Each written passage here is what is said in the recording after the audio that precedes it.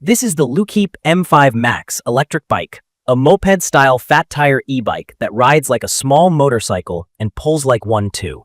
My honest take right up front: it's fast, it's heavy, and it's meant for people who want power and range more than they want a traditional bicycle feel. From my experience, it delivers real speed and stability, with a few quirks you should know about before you buy. On looks and feel, it has presence. The aluminum frame feels solid and the stance is wide and confidence-inspiring. The upside-down front fork, rear coil shock, and chunky 20 by 4-inch tires make it look ready for rough streets and light dirt. The round moto-style headlight and integrated turn signals are brighter than I expected. The display is a big, easy-to-read color screen, and NFC unlock is a cool, practical touch because I don't have to keep track of a physical key.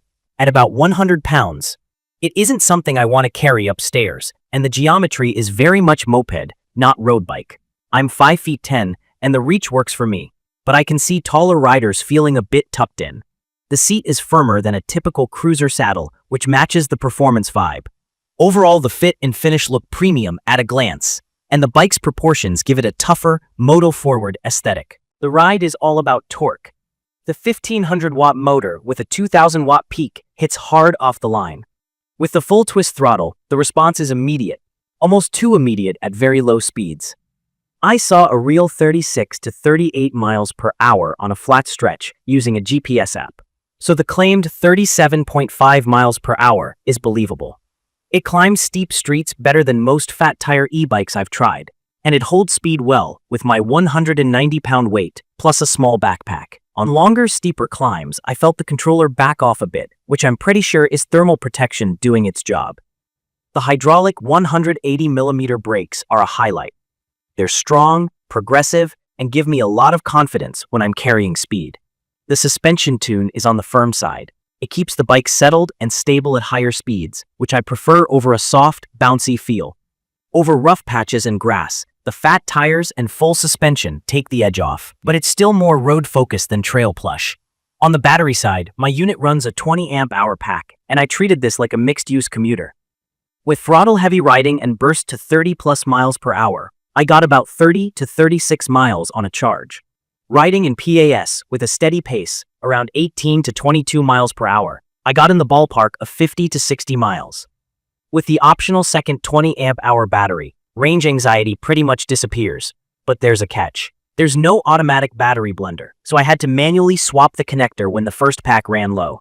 It's simple but not seamless, and you have to plan for it.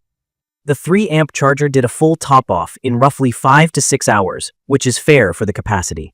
Key features that matter to me are the power delivery, the braking system, the lighting package, and the display with NFC. From my experience, the twist throttle plus cruise control makes steady speed riding easy, the brakes are punchy and consistent, and the lights are bright enough for night rides without adding a separate beam. The display is visible in sunlight, and the menu is straightforward. The 7-speed drivetrain is more of a backup at high speeds, but it's useful when you want to extend range in PAS or limp home with a low battery. Now the quirks. Low speed control takes practice, because the controller tune feels aggressive under 5 miles per hour. If I feather the throttle too quickly from a standstill, it can surge and get jumpy, and I felt the front get light. It isn't unmanageable, but it rewards a smooth hand and some practice. The motor is louder than I expected. There's a noticeable whine under load that's easy to hear in quiet neighborhoods. It didn't bother me in traffic, but it's not a silent cruiser. Also, it's heavy. Maneuvering it around a tight garage or loading it into a vehicle isn't fun. And at 37+ miles per hour, this doesn't fit typical Class 3 limits in a lot of places, so in my opinion, you should check local rules and ride accordingly. For support, I haven't needed warranty service yet. I did reach out with a parts question and got a reply after 2 days. I've also seen mixed reports online about delays and parts availability, so I'm keeping my expectations realistic and treating this as a platform I'm ready to maintain myself. The best part of riding it is the stability at speed. The firm suspension, the fat tires, and the long wheelbase make it feel planted when the road opens up. It tracks straight, doesn't get twitchy, and the brakes back that up with real stopping power. I like that I can run it as a quick commuter with bright lights and turn signals, and then peel off onto a gravel path or grass field without thinking twice. The NFC Tap to Go is a daily quality of life win. I also appreciate the space in the frame for future mods, whether that's a different controller tune or a higher capacity pack. In my opinion, the dual battery option is a strong value if you're doing long rides, as long as you're okay with the manual swap. And the display is one of the easier ones I've used for speed, battery, and assist levels. I'd recommend this for riders who want a moped-style e-bike that actually performs like a small moto. It's perfect for someone who prioritizes quick acceleration, real 30+ miles per hour cruising, and big range potential, and who is comfortable with basic maintenance. If you're a newer rider, take time to get used to the throttle response and the weight. If you need a lightweight, pedal-friendly city bike, this isn't it. If you want a powerful, stable, long-range machine that can replace short car trips and still be fun on weekends, this makes sense. In conclusion, the Luckeep M5 Max hits its promise of speed and muscle.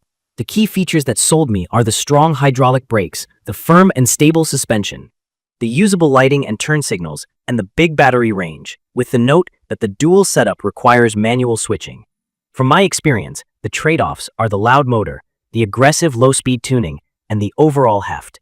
In my opinion, it's a great fit for enthusiasts and confident riders who want a motorcycle-style feel without going full motorcycle. If that's you, you'll have a blast. If you rely heavily on warranty backing for peace of mind, keep your expectations cautious and plan to do at least some of your own upkeep.